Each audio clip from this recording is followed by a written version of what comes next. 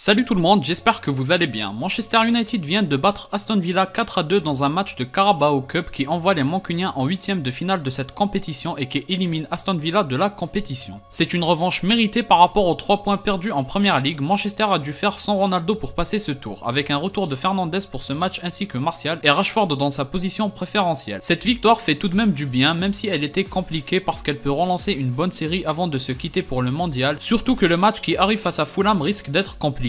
Comme d'habitude, avant de passer au débrief du match, je réponds à la question posée dans la précédente vidéo, à savoir de citer 3 joueurs qui ont joué en Première Ligue et au FC Barcelone. Je cite Coutinho, Suarez et Thiago Alcantara. Bravo à Romain Moins pour sa bonne réponse en commentaire, il consolide sa première place du classement de la Fennec League. Pour la question du jour, ça va être citer un gardien espagnol qui joue en Première Ligue. Comme je le disais en introduction, Manchester United s'impose face à Aston Villa à domicile à Old Trafford 4-2. Le match a été spectaculaire, ou plutôt la deuxième période, parce que la première était sacrément ennuyeuse. Il y a eu un total de 6 buts inscrits en deuxième mi-temps avec un premier but scandaleux puisqu'il y avait une faute de main à l'origine. Mais même si Manchester United a gagné, à 2 reprises ils ont été menés au score. On peut le voir négativement comme on peut le voir positivement, c'est pas normal d'être mené par 2 fois à domicile face à une faible équipe qui en plus a fait du turnover. Mais si on souligne la capacité de réaction, c'est aussi quelque chose de très positif. Forcément, certains comme d'habitude vont lier cette victoire à l'absence de Ronaldo. Pour moi, c'est un raccourci trop facile. Manchester a gagné et a perdu avec et sans lui. Certes, pour l'instant ça semble réussir un peu mieux sans que avec lui, mais il faut aussi dire que jusqu'à là, il a souvent joué avec des joueurs qui ne sont pas à leur poste préférentiel ou pas les meilleurs de l'équipe en tout cas. Rien que si on compare avec la composition d'aujourd'hui, Martial joue avec Fernandes et Rashford dans leur position préférentielle contrairement à CR7.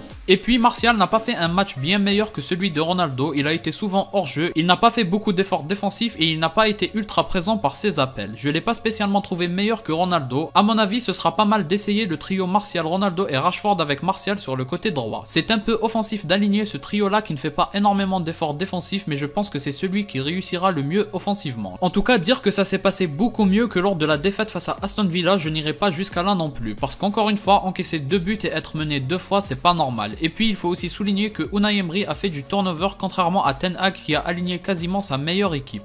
Sans oublier que jouer à domicile ou à l'extérieur, c'est pas du tout pareil. En tout cas, Manchester United passe pour le prochain tour et va rencontrer Burnley en 8ème de finale. C'est un titre à aller chercher même si c'est toujours compliqué quand il y a autant de grandes équipes anglaises à battre, surtout que les matchs de coupe viennent s'ajouter à un calendrier déjà infernal. Le match a été bien mieux maîtrisé dans le jeu de la part de Manchester United, que ce soit en première ou en deuxième mi-temps. Le pressing adverse exercé était bien moins intense que lors du match de Première Ligue. C'était plus facile de sortir les ballons, par contre offensivement, il y a eu pas mal de difficultés avec Martial.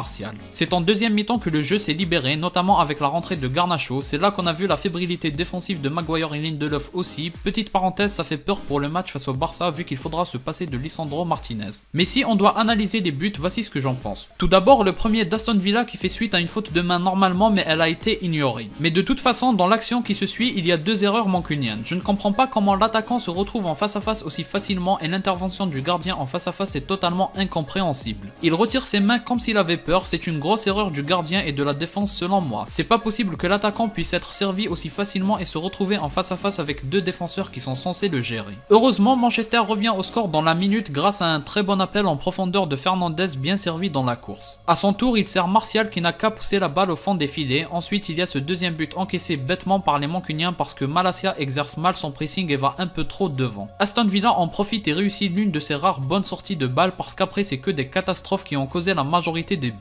Bref, Ashley Young sert un centre parfait pour son attaquant et Diogo Dalot se trompe et marque contre son camp. Difficile d'en vouloir à Dalot qui a manqué de lucidité sur le coup, ça peut arriver, je ne peux pas le blâmer pour ça. C'est plutôt une action bien menée par Villa, même si je souligne encore une fois que Lindelof qui défend en reculant au point de laisser l'adversaire rentrer dans la surface, c'est pas normal non plus. Heureusement, encore une fois, Rashford égalise après 2 occasions gâchées par lui-même et Fernandes, il marque un beau but où il s'est battu jusqu'au bout. Ensuite, les Mancuniens enchaînent et profitent d'erreurs complètement stupides de Villa dans la relance. C'est le jeu qui est imposé par Emery et qui doit être respecté, mais quand les remplaçants participent, c'est compliqué. Fernandes et McTominay sont ceux qui auront permis à United d'arracher la victoire au bout. Je suis heureux pour Fernandes pour son but, c'est un joueur qui est jugé sur son efficacité et il le faut parce qu'il doit être efficace de par son rôle, mais son rôle ne se limite pas qu'à ça. Il est dans quasiment tous les secteurs de jeu et il a montré de par sa prestation aujourd'hui que son absence a beaucoup pesé dans la défaite de Première Ligue. Ensuite, Van de Beek c'est une catastrophe, toujours aussi invisible dans le jeu. Je vois mal comment Ten Hag peut continuer à lui donner sa chance sans sans que ça porte préjudice au club. Il faut peut-être accepter qu'il n'est pas à sa place. Concernant Martial, il est censé amener beaucoup plus dans le jeu que Ronaldo et j'ai pas trouvé sa prestation dingue. Certes, il était présent quand il fallait marquer le premier but égalisateur, mais c'est Fernandes qui fait tout dans l'action. Dans le jeu, il n'a pas fait grand chose non plus. J'attends une bien meilleure prestation de sa part pour considérer qu'il mérite d'être titulaire et d'envoyer Ronaldo sur le banc. Pour moi, Ronaldo est meilleur à tous les niveaux par rapport à sa prestation dans ce match. Sinon, pour la défense, ce n'est pas du tout rassurant. Dalot qui flanche, c'est l'une des rares fois de la saison. Malacia, j'ai bien aimé sa prestation. D'habitude, je le trouve plutôt moyen, mais là, sa précision et ses choix ont été satisfaisants, même si défensivement, il faut qu'il soit plus mature. Il fait encore trop d'erreurs qu'il ne pardonne pas. Et sinon, parmi les rentrants, Garnacho a vraiment été incroyable. En tout cas, je suis ravi de voir Manchester United gagner pour écarter les doutes. Fernandes a montré qu'il est indispensable et Ronaldo est reposé pour la Coupe du Monde. Tout est parfait. Enfin, un peu de bonheur dans les résultats. Si vous avez aimé, laissez un like, un commentaire, un partage et un abonnement pour me soutenir. Moi, je vous dis à la prochaine. Portez-vous bien.